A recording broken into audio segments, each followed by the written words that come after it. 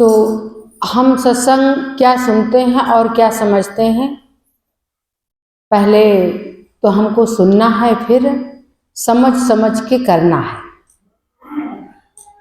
क्योंकि हमारा जीवन सुखमय होना चाहिए।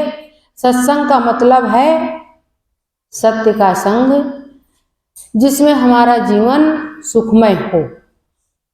तो सुखमय जीवन के लिए हमको करना क्या है? जिसने माता पिता की सेवा नहीं की है, उसका मंदिर मस्जिद जाना बेकार है। जो माता पिता की सेवा करते हैं, उनकी सारी पूजाएं सफल हो जाती हैं। यानी कि वही पूजा सबसे मेन पूजा है कि माता पिता की सेवा, परिवार जनों की देखभाल और अपने निज स्वरूप की पूजा, ये सबसे पहला काम है। और आपके रामायण में भी यही लिखा है कि जितना आपके पास धन है, जो भी सुविधाएं हैं, सबसे पहले जो आप अपने ऊपर आप खुश रहते हो तो सारा कुछ सफल है। प्रथम चरण यही है कि हम अपने आप को देखें। तो सबसे पहले क्या करना है? आपको अपने आप को देखना है। उसमें क्या क्या देखना है? क्या क्या देखना है? कि हम अच्छे हों, हमारा विचार अच्छा हो, हमारा मन अच्छा हो। खाली हमारे कहने से काम नहीं चलेगा कि आपकी तंदुरुस्ती, आपकी मन दुरुस्ती, आपकी धन दुरुस्ती बनी रहे। केवल हम कहें इससे काम नहीं चलेगा, इससे भी लाख गुना हमको फायदे मिलते हैं। क्योंकि जब हम बार बार हमें लोग शुभकामनाएं देते हैं तो वैसा होने लगता है। क्योंकि बार बार जो हम कहते हैं, जो बार बार चिंतन करते हैं, वो हमारे मन मस्तिष्क में जमा हो जाता है और वैसा वैसा फिर होने लगता है। तो इसलिए हमको जितने लोग मिलते हैं, जो हमारे बड़े हैं, जो हमारे शुभ चिंतक हैं, वो शुभकामनाएं दें। कुछ ऐसा भी हम करते रहें कि हमें शुभकामनाएं मिलती रहें। शुभकामनाएं बहुत जरूरी हैं, लेकिन अगर हम शुभकामनाओं के ऊपर चले ना, तो काम नहीं चलेगा। क्योंकि मन हमने चारों तरफ से सुना, आज तक सुनते आए हैं कि, और हमारी गुरु माँ यहाँ आती थी, वो भी यही आप लोगों को शुभकामनाएं देकर जाती थी कि आपकी तंदुरुस्ती और मन दुरुस्ती, धन दुरुस्ती बनी रहे, आप सदैव आते रहो। इसके अलावा विशेष सत्संग वो नहीं सुनाया करती थी, क्योंकि आपकी मन दुरुस्ती बनी रहे। तो इससे बड़ी कोई चीज नहीं है। बिगड़ा मन कुछ भी नहीं कर सकता है। इसलिए आपकी मन दुरुस्ती बनी रहे, आपकी तंदुरुस्ती बनी रहे। क्योंकि यहाँ आने के लिए आपका तंदुरुस्त होना भी बहुत जरूरी है। और धन दुरुस्ती बनी रहे, यहाँ आने के लिए धन दुरुस्ती की भी जरूरत होती है। अभी आप लोग बाइक से, गाड़ी से और अपनी अपनी कार से और अपने संसाधन से आए हो, पैसे ही खर्च करके आए। इसलिए आपको शुभकामनाएं देते हैं, क्योंकि आप पैसे खर्च करके आए हो, अपना कीमती समय खर्च करके आए हो। किसी के पास सब कुछ है लेकिन समय नहीं है। अपने आप को देने के लिए समय नहीं है, अपने परिवार को देने के लिए समय नहीं है। पैसे बहुत हैं संसार में, दुनिया में पैसे बहुत हैं, लेकिन अपने घर वालों को देने के लिए समय नहीं है। अपने घर वालों को देने के लिए समय बहुत जरूरी है। क्योंकि हर घर में सबके माता पिता इंतजार कर रहे होते हैं कि हमारे बच्चे अभी नहीं आए हैं, भोजन करें तो कैसे करें, बच्चे आ जाएं भोजन तब करें। लेकिन इंतजार करते करते जब टाइम हो जाता है तो माता पिता भोजन कर लेते हैं, फिर भी उनको नींद नहीं आती जब तक उनके बच्चे नहीं आते। तो इसलिए माता पिता को 2, 4, 10 मिनट, 20 मिनट टाइम जरूर दो। और हमारे गुरुजी इसी मंच पे कहा करते थे, जिन मात पिता गुरु सेवा की उन तीरथ व्रत कियो न कियो। हमारे गुरुजी इसी मंच पे कह के गए हैं। जो इस मंच की धरोहर है उसको हम पहले ही बता देते हैं, बाकी तो अध्यात्म आप गुरुजी से सुनते हैं। लेकिन अगर घर दुरुस्त नहीं है तो फिर मन भी दुरुस्त नहीं होता है। तो हमारा जो घर और परिवार है ये छोटा नहीं है, ये बहुत बड़ा संसार है।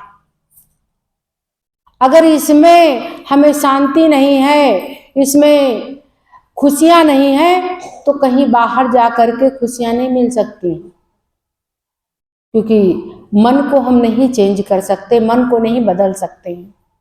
जैसा कि आप लोगों ने कहानी सुनी होगी राजा भर्तृहरि की, कि उन्होंने संन्यास ले लिया किसी कारणवश, अपने परिवार के कलह के कारण।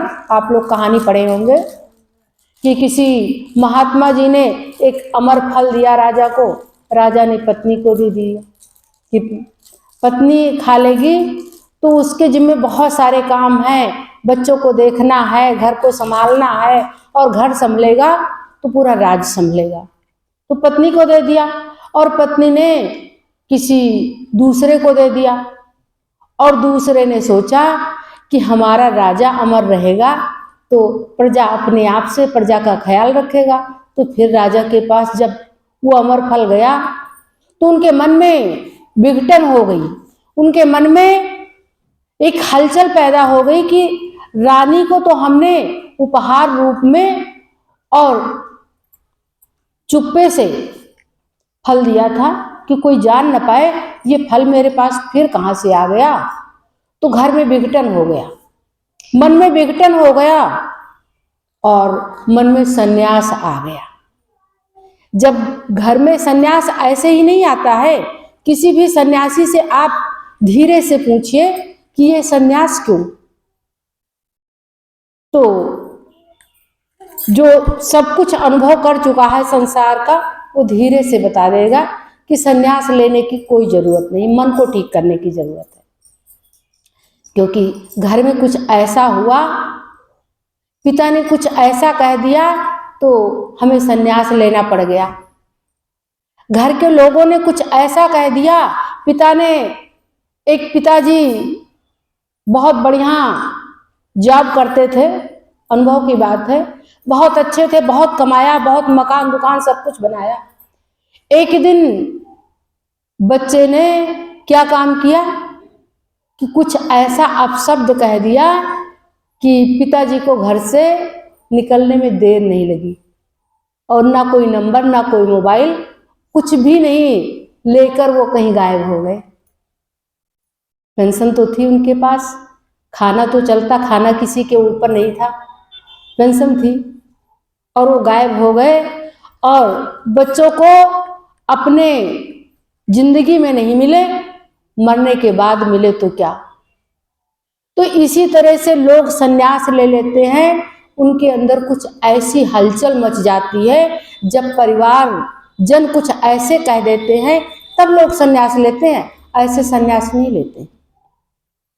ऐसे बहुत दान देने का काम है, तुम्हारे पास बहुत पैसे हैं, कहीं बेटी की शादी हो अपना कुछ खर्च कर दो, कहीं कोई बूढ़े आदमी के ऊपर कुछ खाने पीने पे खर्च कर दो,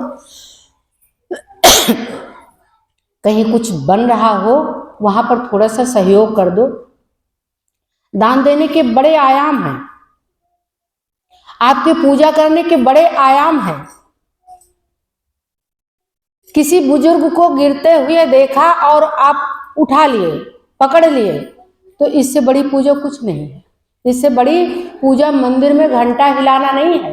वो तो आप अपने मन को शांत करने के लिए घंटा हिलाते हो, रामायण पढ़ते हो, पाठ करते हो कि इससे भी मन शांत हो जाए, इससे भी मन शांत हो जाए, और मन में हलचल है तो कुछ भी करो मन की हलचल जाती नहीं है। तो राजा भर्तृहरि ने संन्यास ले लिया, जंगल के किनारे एक चबूतरे पर बैठ गए। लोग आते थे जाते थे, आते थे जाते थे। एक हीरा पड़ा हुआ था। सारे लोग आए और उठा के देखे, ये हीरा मेरा नहीं है, ये हीरा मेरा नहीं है। लेकिन राजा के मन से राज तत्व नहीं गया। उन्होंने कहा ये हीरा तो मेरे राज्य का है, और सबसे कहा कि ये हीरा मेरे पास ले आओ, ये मेरे राज्य का है हीरा, क्योंकि राजा वही है तो हीरा उन्हीं के यहाँ का होगा। तो ये हीरा मेरे राज्य का है, मेरे राज का है, राजा का है, मेरे खजाने का है, यहाँ ले आओ हीरे को। फिर उनके मन में बात आई कि हम तो सन्यास लेकर के, राजकाज छोड़ करके और अपना सारा सब कुछ, राजा और राज और प्रजा सब कुछ छोड़ करके आज गए हैं, फिर हमारे मन में ये कहाँ से हीरा आ गया? क्योंकि हम मन में था ना, मन से हम निकाल नहीं सकते हैं चीजों को। इसलिए शब्दों को अच्छे से बोलो, शब्दों को, शब्द रूपी मड़ियों को अपने माले में, जीवन के माले में अच्छे से पिरो, नहीं काम नहीं चलेगा। ये पूजा पाठ तो आप कर लोगे, पूजा पाठ करने में क्या जा रहा है? बड़ा आसान काम है, बहुत आसान काम है। जो जिनको खाली पूजा करना है वो सुबह उठे, नहाए धोए, बढ़िया अपना चंदन टीका लगाए, अपने वस्त्र पहने और पूजा कर लिए, पूजा में बैठ गए।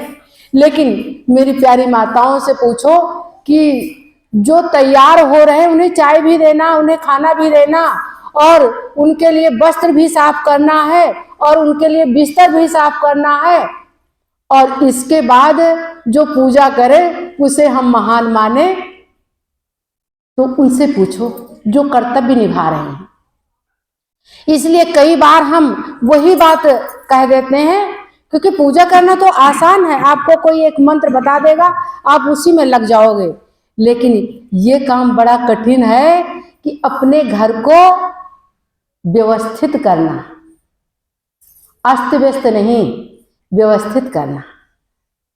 अपने मन को अस्त व्यस्त नहीं, व्यवस्थित करना भी, व्यस्त रहना एक बड़ा योग है, बड़ी साधना है, बड़ा तप है। इस तप को पहले संभालो कि आपके बच्चे अच्छे हों और अच्छा बोले, उनके अंदर शब्द रूपी मड़ियों को पिरोते रहो। आपके बच्चे होनहार हों, कुछ करने लायक हों, ये बड़ा कार्य है।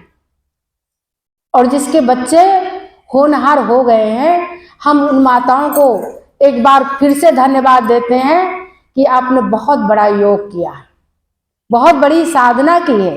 ये बहुत बड़ी साधना है, ये छोटी मोटी साधना नहीं है।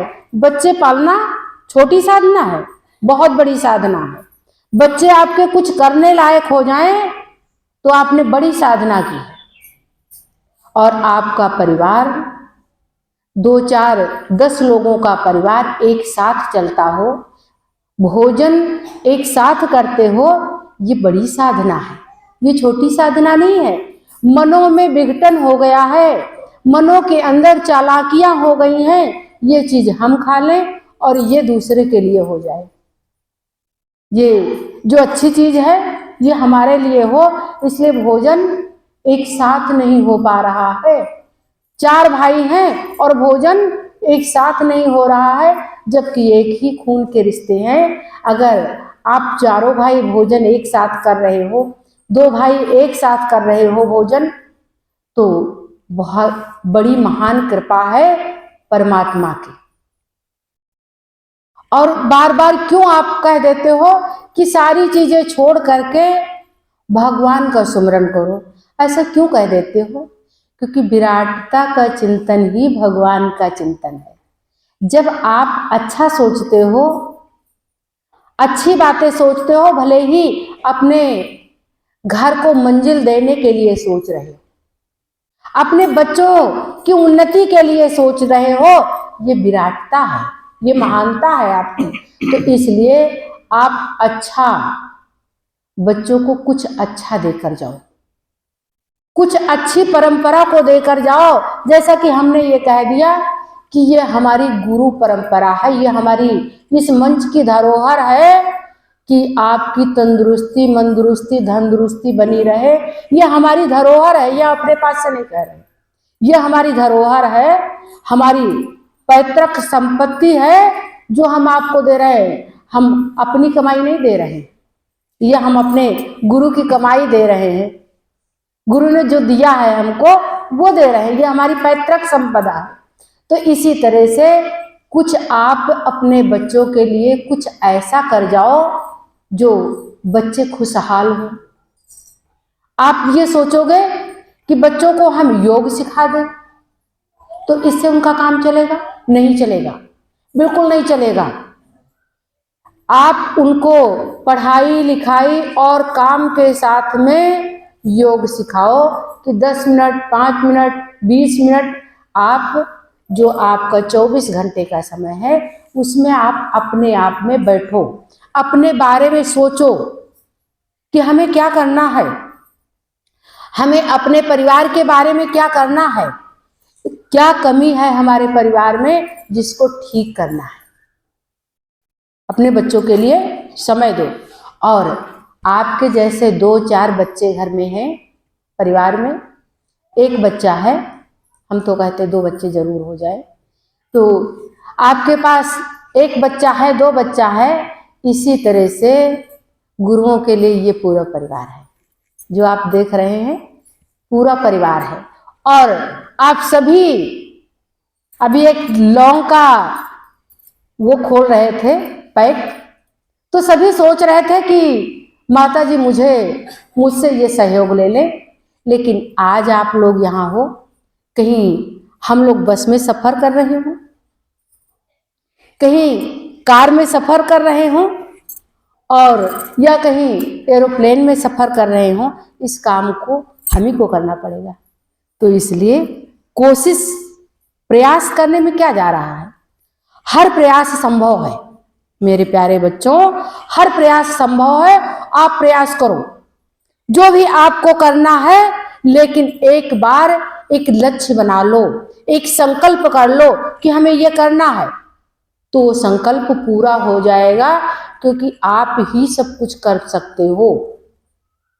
आपके द्वारा ये जितनी मशीनें आप देख रहे हैं, जितनी फैक्ट्रियां चल रही हैं, जितनी कंपनियां चल रही हैं, आप देख रहे होंगे, रोड के ऊपर निकलते हैं कितनी रोड जाम होती है, बहुत सारी चीजें जा रही हैं, कहीं लोहे वाली सामान जा रही, कहीं टाइल्स जा रही, कहीं ईंटें जा रहे हैं, कहीं मोरंग जा रहे हैं, कहीं बहुत सारी चीजें जा रही हैं, बहुत सारी मशीनें जा रही हैं।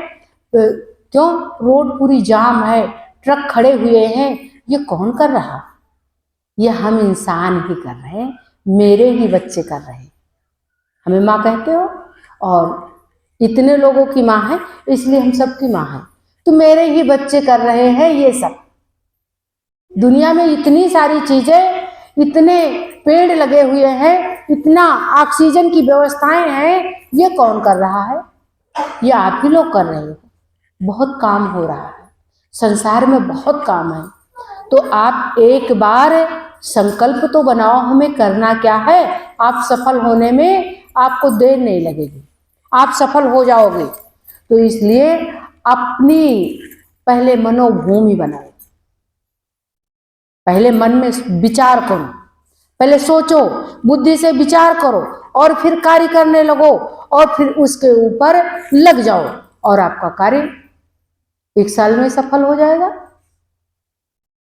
जितना टाइम लगता है पेड़ लगा करके फूल आने में टाइम लगता है 2-3 महीने। कोई पेड़ ऐसे भी होते हैं कि कल लगाओ और आज उसमें छोटा पेड़ है और उसमें फूल निकल आए। तो जैसी किसी की क्वालिटी होती है, उतना टाइम लगता है। सबकी क्वालिटी एक जैसी नहीं होती। क्वालिटी जैसी होती है, क्वालिटी क्या होती है कि एक बार आपने कहा कि गुरुजी ऐसा काम हम सोच रहे हैं, कर लें। गुरुजी ने कहा हाँ हाँ कर लो।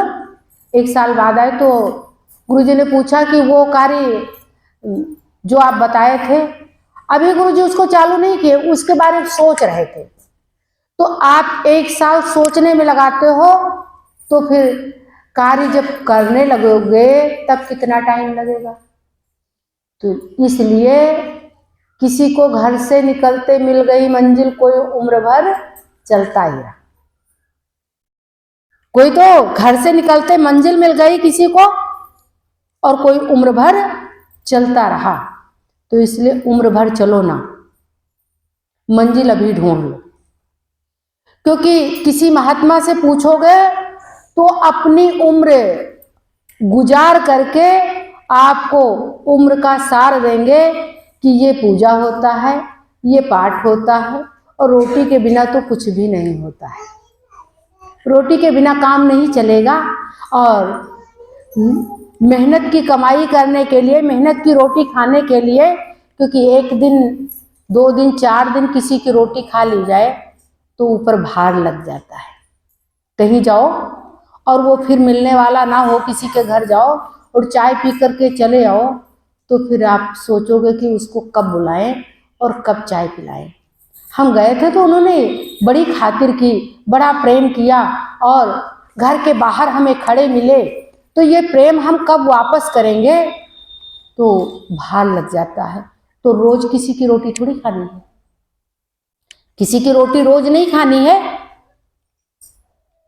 तो फिर रोटी खाने के लिए काम करना पड़ेगा, परिवार चलाने के लिए काम करना पड़ेगा, बच्चों को अच्छे स्कूल में एडमिशन कराने के लिए आपके पास पैसे होने चाहिए। तो ये सब नहीं करोगे तो कैसे काम चलेगा। तो मेरे प्रिय किशोर बच्चों, अपनी पढ़ाई लिखाई दुकान दफ्तर के ऊपर बहुत तेजी से ध्यान दो और 5 मिनट कभी समय निकाल करके वंदना कर लो, अपने गुरु की, अपने अभिभावकों की पैर छू लो, थोड़ा सा झुक लो। झुकने से शुभकामनाएं मिलेंगी बड़ों की, और शुभकामनाएं रंग लाती हैं। ऐसा नहीं है कि शुभकामनाएं से काम नहीं चलता, शुभकामनाएं बहुत रंग लाती हैं। जैसे आपके पास शुभकामनाएं एकत्रित हो जाएं, अभी आप सुन रहे थे कहानी कि सोना एकत्रित हो गया तो राज सिंहासन मिल गया, लेकिन उस सोने को डाउन करते करते करते करते बांटते बांटते फिर वो चला गया, हम फिर नीचे आ गए। तो इसी तरह से जो आपके पास शुभकामनाएं एकत्रित होती रहेंगी तो आप उन्नति कर जाओगे। और सबसे बड़ा काम क्या है, जीवन सुखमय हो। जब तक के आप रहो तब तक आप सुखमय रहो।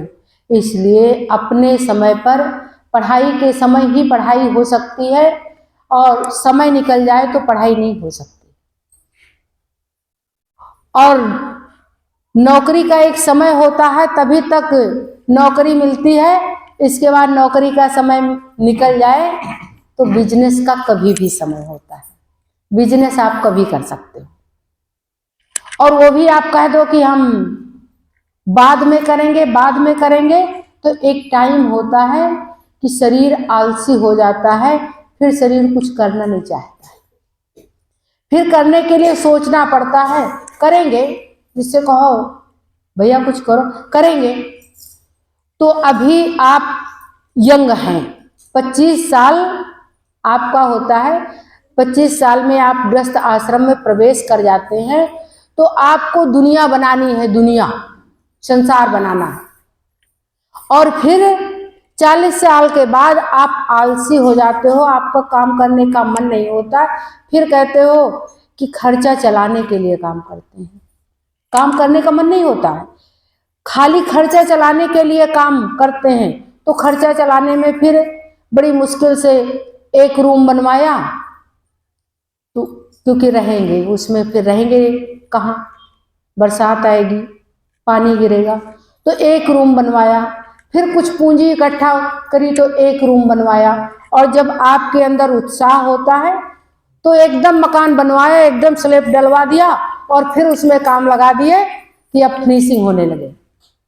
तो जब कोई यंग होता है तब काम ऐसे करता है, बिल्कुल एक दौड़ में काम करता है, और जो 40 साल के बाद काम करता है वो स्लो स्लो काम करने लगता है।